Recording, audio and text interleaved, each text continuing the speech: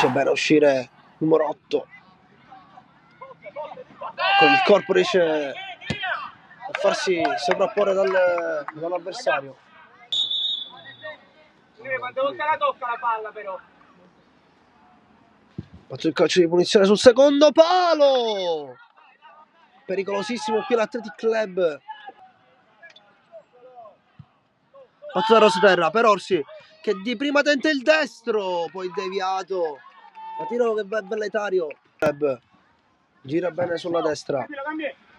Doppio passo, serie di finte con il corpo. Palla in mezzo e si trasforma in un tiro. Ottima la parata. Sotto la traversa di Romano. Orsi metti in mezzo questo pallone anticipato, insieme perché la palla può rimanere lì, anticipa bene, arriva il contatto e infatti arriva il calcio di rigore. Puleo prende la rincorsa, il destro, palla da un lato, portiere dall'altro. Ottimo il calcio di rigore di Puleo. Panormus che sblocca il risultato 1-0. Palla lunga, ottimo l'anticipo, attenzione perché adesso si crea un 3 contro 2. Vuole andare col destro, palla che rimane lì, palo! E palla che rimane ancora per Orsi, che mette in mezzo di sinistro, alza un campanile. Poi Puleo riesce a scappare via, ancora Puleo, trova bene adesso il campo, ancora Puleo, il destro di Puleo, la palla rimane lì e arriva il gol di Campagna, 2-0 Panormus, che si è inventato Puleo, è partito con un treno sulla destra, poi la deviazione del portiere appunto sul tiro del numero 10. Fatto rimessa laterale, mette giù, è buono lo scambio tra i due, poi colpisce il pallone con l'esterno piede, può girare subito verso Spina che vuole andare, Spina entra verso l'entrata di rigore, Spina, il destro di Spina, colpisce il palo interno, poi Orsi, 3-0 Panormus. Altro destro, un missile, quello di Spina, che va a sbattere sul palo e poi ancora una volta fortunata la formazione bianca. Per la seconda volta spazza bene trovando a Puleo. Puleo vuole andare in velocità, di testa Puleo, allunga il campo Puleo, va via Puleo, di sinistro Puleo. Calcio d'angolo Panormus.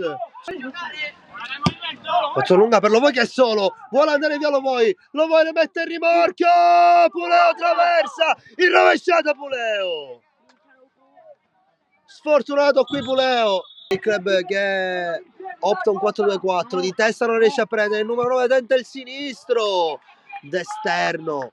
Orsi alla battuta, batte bene questo calcio d'angolo, è solo, vuole provare il rovesciato, non riesce a prendere il tempo, la palla rimane lì